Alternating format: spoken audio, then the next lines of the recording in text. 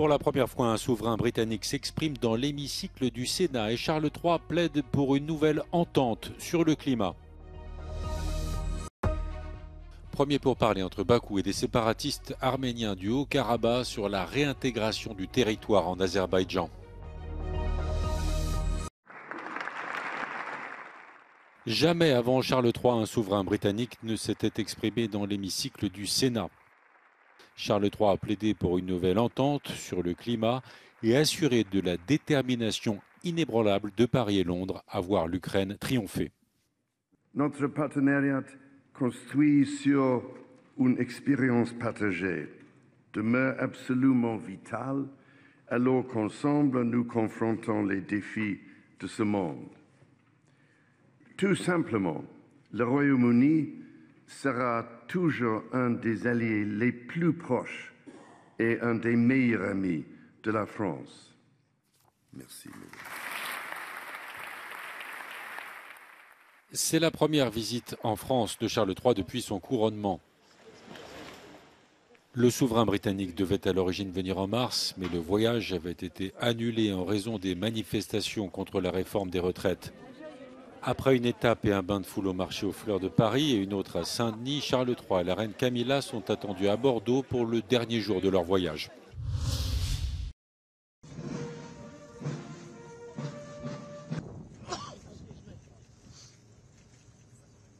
As King Charles III continues his three-day state visit here in France, French media can't get enough of the story. They have cameras on motorcycles driving around the French capital following the King and the Queen concert since they landed here in Paris on Wednesday afternoon, following their every move. And inside TV studios, presenters and analysts have been dissecting their words and their dress code and, of course, looking very closely into the attitude of their hosts, French President Emmanuel Macron and French First Lady Brigitte Macron, who so far are being accused of being perhaps too tactile.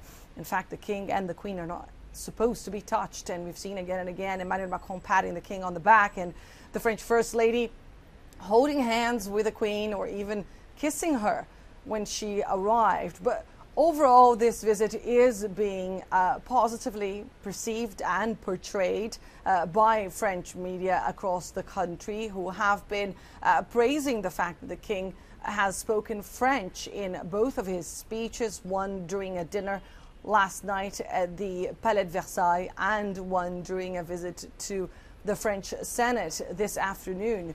During both occasions, the King spoke about the importance of the two nations reinvigorating their historical relations and looking ahead to a common future. The King is also expected to visit the Notre Dame Cathedral here in the French capital to see the renovation work there, and to travel to Bordeaux, home to a large British community, where he's expected to pay a visit to a vineyard. Annelise Borges in Paris for Euronews. Premier contact entre des représentants du Haut-Karabakh et des envoyés de Bakou. La Russie est également représentée. Les pourparlers ont lieu à Yevlar, une ville à 300 km à l'ouest de la capitale azerbaïdjanaise. L'offensive de l'Azerbaïdjan a duré 24 heures et s'est achevée mercredi à la mi-journée. Les séparatistes arméniens ont accepté de déposer leurs armes et les pourparlers visent, selon Bakou, à la réintégration pacifique des Arméniens du Karabakh. Selon les bilans des séparatistes, les combats ont fait au moins 200 morts et 400 blessés côté arménien. 10 000 personnes auraient déjà été évacuées. Le succès militaire de l'Azerbaïdjan fait craindre un exode. 120 000 personnes vivent au Haut-Karabakh, pour l'immense majorité des chrétiens. À Erevan, la capitale de l'Arménie, des manifestations ont éclaté pour crier vengeance. Les manifestants dénoncent la décision du Premier ministre de ne pas venir en aide aux Arméniens du Haut-Karabakh. Les autorités arméniennes assurent néanmoins qu'un nettoyage ethnique est en cours.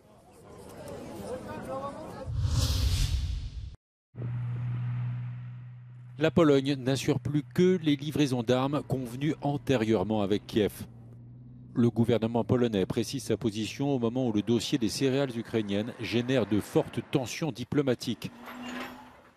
La Pologne, la Hongrie et la Slovaquie sont allés à l'encontre de la décision de Bruxelles et ont prolongé leur embargo sur les céréales ukrainiennes. Dans son discours aux Nations Unies, Volodymyr Zelensky a estimé que la Pologne et ses voisins jouaient le jeu de la Russie. Les propos du président ukrainien ont fortement déplu à Varsovie. Te słowa o tym, jakoby państwa takie jak Polska miały wspierać Rosję, no jest to kompletnie niezgodne z rzeczywistością i to jest bardzo bolesne też dla wielu ludzi w Polsce, którzy osobiście pomagali, miliony ludzi pomagały Ukrainie, ukraińskim uchodźcom. Polskie państwo w ogromnym stopniu pomagało Ukrainie, cały czas pomagamy, więc takie słowa po prostu nie powinny padać. Varsovie a convoqué mercredi l'ambassadeur ukrainien pour protester contre les propos de Volodymyr Zelensky à l'ONU.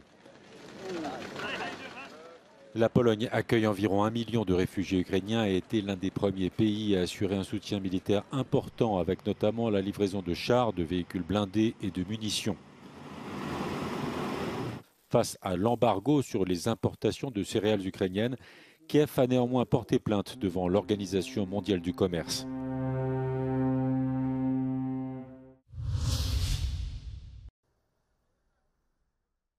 Le parquet britannique inculpe 5 ressortissants bulgares soupçonnés d'espionnage au profit de la Russie. Les suspects sont 3 hommes et 2 femmes âgés de 29 à 45 ans et auraient recueilli des informations sur une période entre août 2020 et février 2023. 3 d'entre eux sont déjà poursuivis pour la possession de dizaines de faux documents d'identité. Le Royaume-Uni est l'un des principaux soutiens de l'Ukraine et ses relations avec la Russie sont au plus mal depuis des décennies.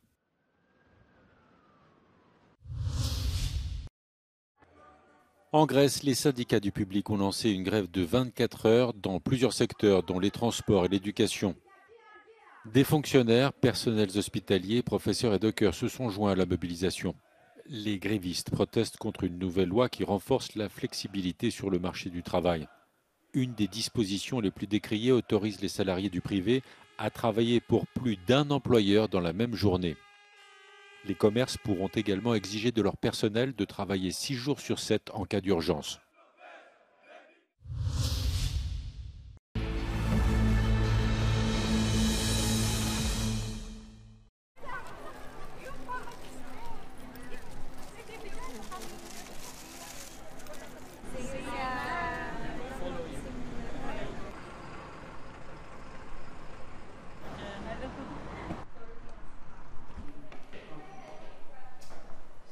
I want to introduce you to my friend.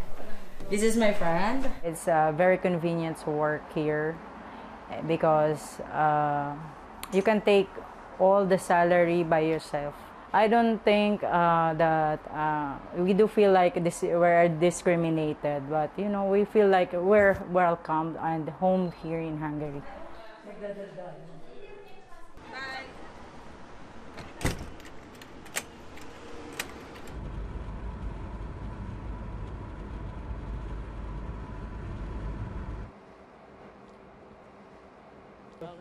Nice to meet you. Hi, nice to meet you, Leslie. A munkanélküliség 3,5% alatti, és soha nem látott mértékben van most szükség fizikai és szellemi munkaerőre, köszönhető ez a növekvő beruházási igényeknek, és ezért mind a kisebb, mind a nagyobb vállalatok egyaránt Magyarországról is, de egyre jobban külföldről próbálnak munkaerőt keresni maguknak.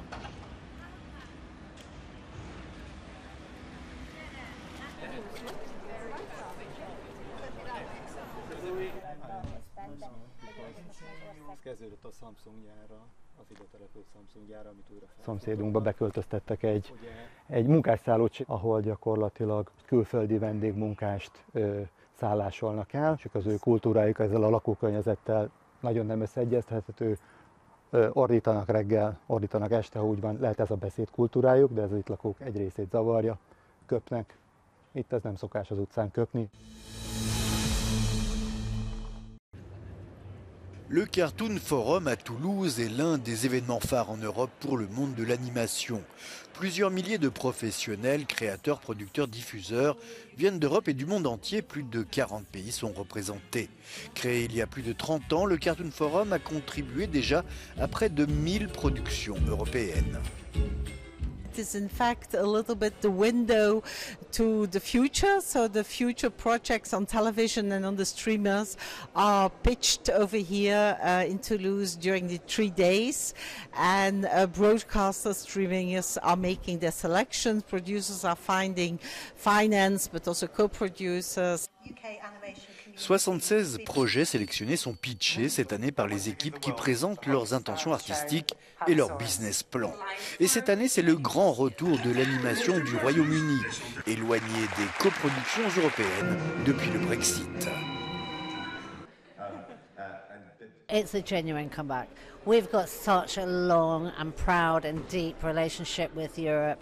And we were so devastated that we couldn't be here in the recent years. And we see no borders in that creative collaboration. To be here, to be pitching with our friends and colleagues at one of the most, if not the most important pitching events in the calendar. Animated UK Meets Europe est organisé par Animation UK en partenariat avec la BBC, Disney, Warner Bros, Discovery et Sky. Le Cartoon Forum est soutenu par le programme Creative Europe Media de la Commission européenne. Le Cartoon Forum est devenu, au fil des ans et des décennies, un rendez-vous incontournable de l'animation européenne en plein boom. Ici, les créateurs et les investisseurs se rencontrent afin de préparer les coproductions de demain. Tous les formats, tous les supports, tous les médias sont représentés ici. Le Cartoon Forum est bien le creuset de tous les acteurs de l'animation européenne. À Toulouse, Frédéric Ponsard pour Euronews.